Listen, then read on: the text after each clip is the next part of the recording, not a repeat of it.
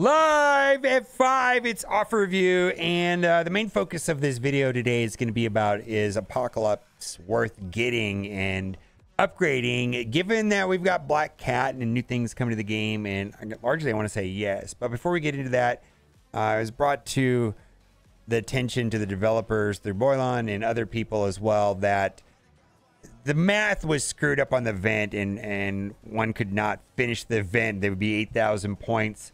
So they're making an adjustment after hearing concerns from the players that they would be short completing the July monthly event. The team is going to add 5,500 points to the free claims each day. So what, there's 2,000. Now they're going to add another 5,500. So there'll be a total of 7,500 to help alleviate this concern. I feel like the main problem that people are happening that this does not address is that it's still very, very hard to get the event item for people that are blitzing a lot. I feel like this was a super duper blitz event.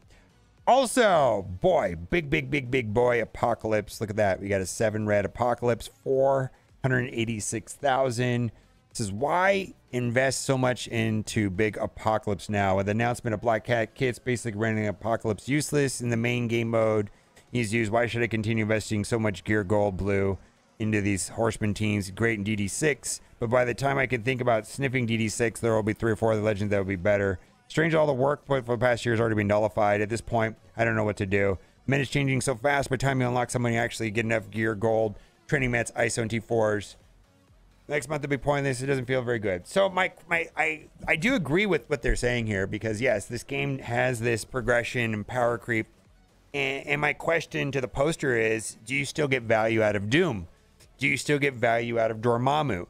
And regardless of, Black Cat, I don't believe that eliminates complete value in Apocalypse. In fact, the footage that the developers provided was showing Apocalypse replacing Doctor Strange, and that they're almost implying that the optimal team with Black Cat and the other secret defenders was going to include Apocalypse. So I very strongly feel that Apocalypse, over time, they're going to slowly add things to new kits like they're doing with Black Cat that will slightly offset Apocalypse. But like one of the things that, people are talking about a lot of his attacks on Apocalypse are unavoidable. So like he's very, very good. I just think that Apocalypse is going to be good for a long time.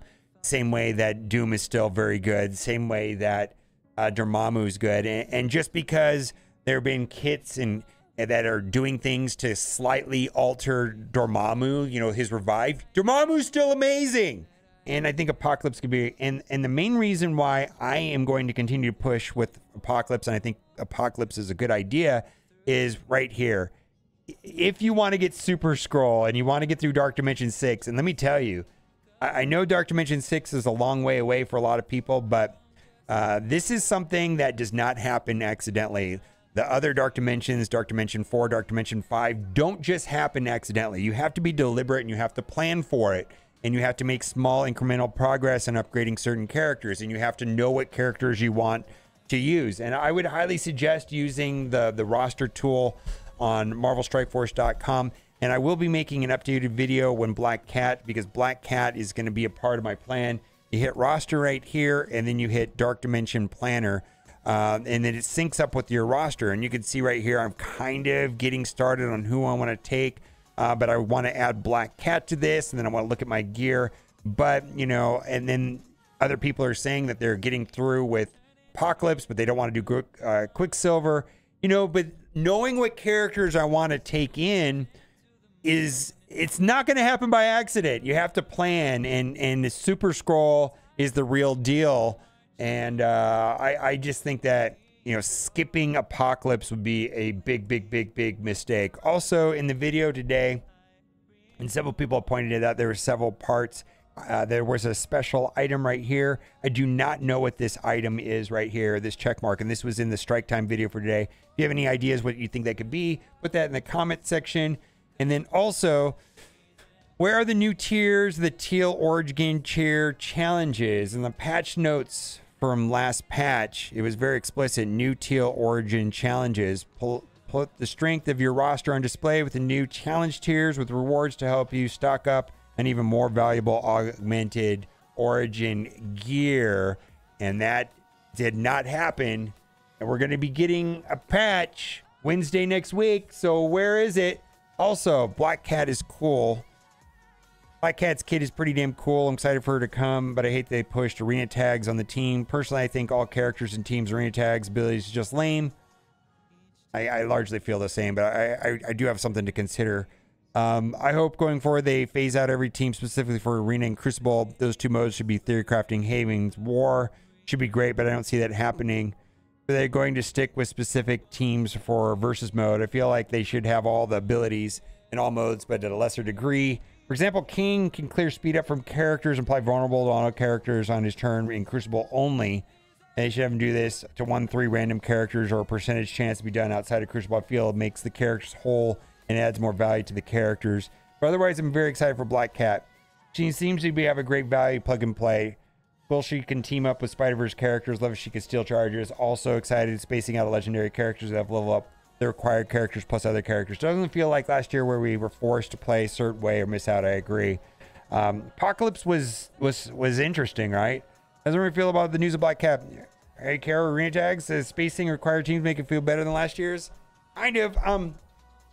First of all, like I feel like there's some super big scams in this game. Like one of them is raid teams and raid bonuses, where those teams have very little value. It seems like they're phased out relatively quickly, and then the team's not good. And I think about Web Warriors specifically, and then Bionic Avengers. Like, what are they good for? And just like, my goodness, like they at most they have like a 9-month shelf life. And I know the reason why that they do it this way. They do this way to sell more characters and to be able to shove more characters. So if they didn't have tags like arena tags and raid tags and crucible tags, then, you know, this week's character would have to be stronger than the character from the week before, or you skip it. And then every character that comes out every single week would have to be more powerful and more powerful, more powerful, or else you don't buy it. But by putting tags in so that they're only good and they only do a certain thing for a limited time, allows them to sell more characters. And if they didn't do that way, then they probably could only sell us like one character a month or something like that.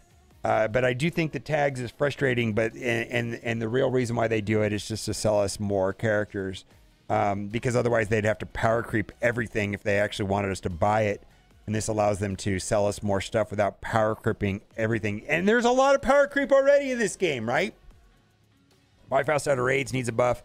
Give us another WW or Bionic Avengers. I'm telling you, raid teams. Now, they did do a rework to Beta Ray Bill to make him a little more useful outside of raids. But yeah, raid teams. Like, I already am like looking at this, like, invaders and rebirth. Like, how good are they really going to be? Like, and you have to, because you play them every day. You have to upgrade them. Kind of feels bad. Bifrost needs some buffs outside of raids. I dare say Val is not great outside of raids because of her exposed mechanic only applied in her special. If it gets resisted, she's useless. She might actually be the worst original character they have created. Much worse than Kestrel or Weaver, and probably a bit worse than Deathpool. And I think some of the value of Val is going to be realized inside of Dark Dimension 6. But yeah, I mean, Weavers seemed more impactful overall. Team is running a lot of Web Warriors, Bionic Avenger, even Rebirth pre-buff. Started using a full team outside of raids, and they're not great. I agree with this. Yeah, I think they're worse than Invaders, specifically Vol, Exposed Fails. Their kit, fundamental issues. Barry got a nice upgrade, but the other characters need some too. Some suggestions. Val should also apply Explode in her basic in all game modes. That'd be great. So important. Yeah, especially if you on an ISO attack. That way, if it gets resisted, you know, then it can hit again, and maybe you get it on the second one. It's a completely different character when no enemy has exposed. Pretty easy to get resisted or blocked or deflected. Exactly. That's why I was thinking about doing Striker on her in raids, is just because sometimes it just doesn't connect, and then at least maybe get a second chance with the ISO. Must. Sylvie focus boost need to happen everywhere too. Kidlook must add some damage versus now raids, but not even there. Scopely, please stop making these teams so mediocre outside their respective game modes. They're doing it just to sell us characters. They had a raid team, but new teams should be decent in all game modes. Yeah, they have an aversion to that for one reason or another. At this point, I'd advise everyone not to invest in the team. You really need an incursion, maybe 1.5. Well, see, I need it for 1.6, so I don't have a choice. And then, you know what? I wouldn't be surprised if this team was like required to unlock the next legendary character. Like if people don't invest in this team, they'll make it the unlock for like the next legendary.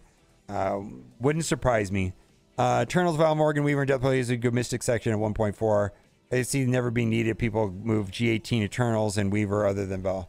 All right, it's valid. All right, and then lastly, there's an offer right here. And the only reason why I'm bringing this offer up is that if you can get this team to 5 stars, you can get through the bonus part, which gives a significant amount. Not a significant amount, but it does have some blue ISO 5, which a lot of people, if you can get through the bonus round, I know I was able to do the middle tier, and it had quite a bit of blue ISO 4, which was very useful. All right, let me know what you think in the comment section. And as always, thanks for watching. Keep on gaming. Bye for now.